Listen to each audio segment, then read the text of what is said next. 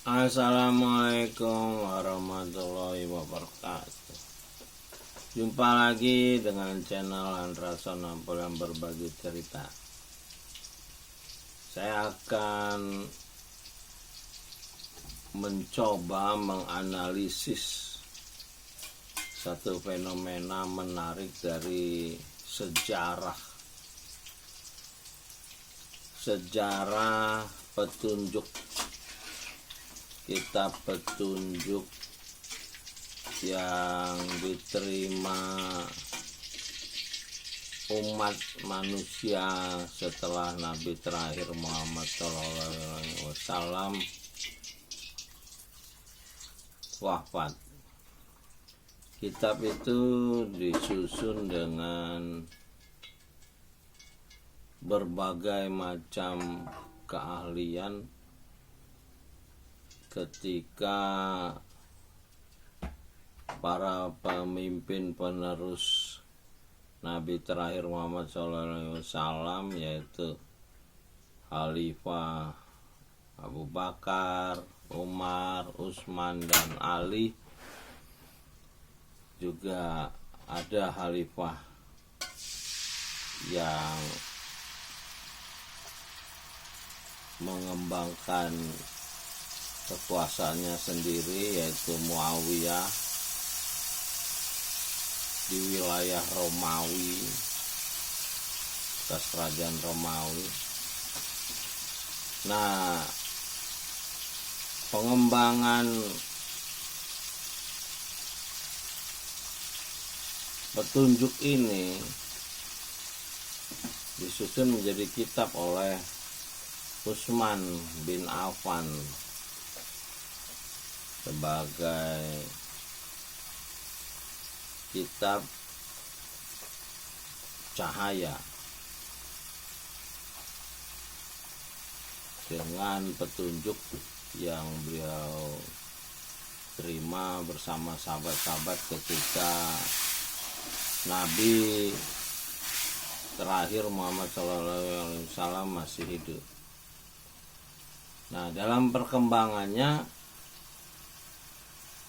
umat Nabi Muhammad ini sebetulnya ada dua versi. Yang satu sebelum penaklukan Mekah, yaitu yang ikut hijrah ke Madinah. Yang kedua adalah setelah penaklukan Mekah, kota Mekah, yang dulu berisi lawan-lawan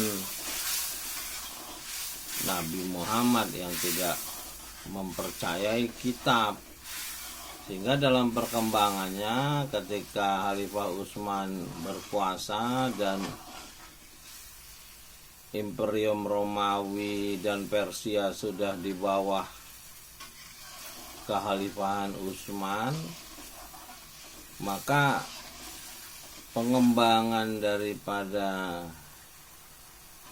kitab ini lebih banyak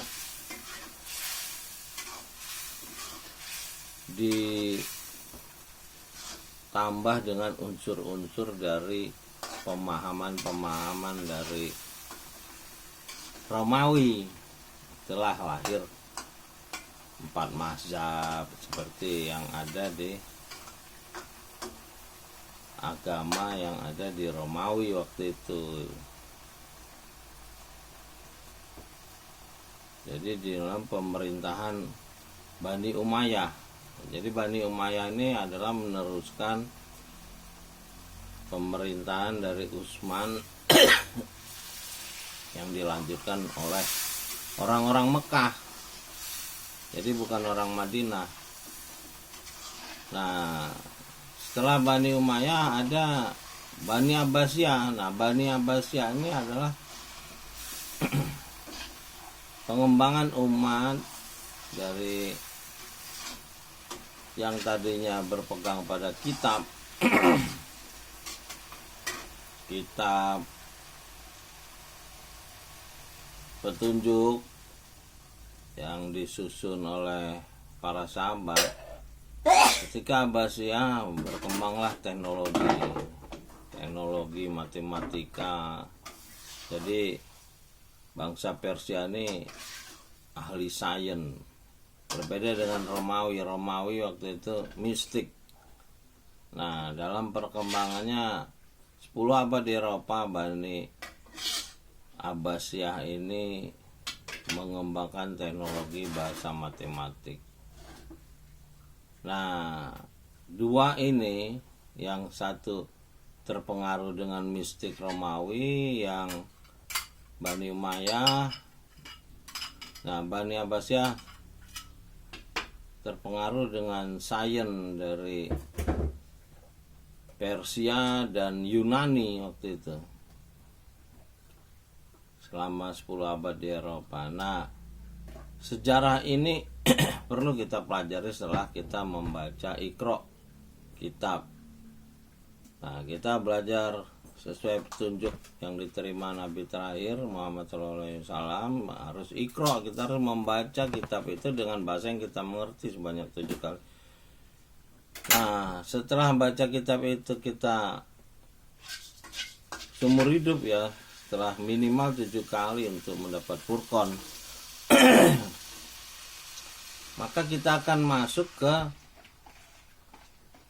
mempelajari sejarah. Sebetulnya sejarah ini penting karena kita akan mengetahui latar belakang dari kitab-kitab berikutnya gitu. Kalau kita nggak baca sejarah, mulai dari kerajaan Romawi, Persia, sampai lahirnya Nabi Muhammad yang menerima Quran, maka ada yang terpotong ketika kita mempelajari pendapat-pendapat ulama, tafsir-tafsir yang terakhir. Nah, di era digital ini itu akan sangat tidak masuk akal nih kalau tidak tahu sejarah, karena di era digital ini semuanya terbuka gitu loh. Istilahnya kita punya big data. Jadi kebohongan-kebohongan itu akan terungkap. Ya, mudah-mudahan di era digital ini umat manusia bisa bersatu untuk memperbaiki amanat yang diterimanya berupa alam semesta sebagai khalifah dengan petunjuk kitab. Nah, apabila ini terjadi, ya kita akan menuju kepada perdamaian gitu. Yang selama ini perdamaian ini hampir tidak ada karena kepentingan-kepentingan antar negara yang kita tahu. Dewan Keamanan PBB ternyata yang berperang duluan nih Dewan Keamanan PBB, bukan ngamanin, malah perang duluan. Jadi saya rasa ya perserikatan bangsa-bangsa udah berakhir. Kita harus merubahnya menjadi perserikatan manusia, United People. Jadi manusia bersatu di alam semesta ini untuk menjaga amanah alam semesta ini agar tempat kita hidup bersama. Demikian, assalamualaikum warahmatullahi wabarakatuh.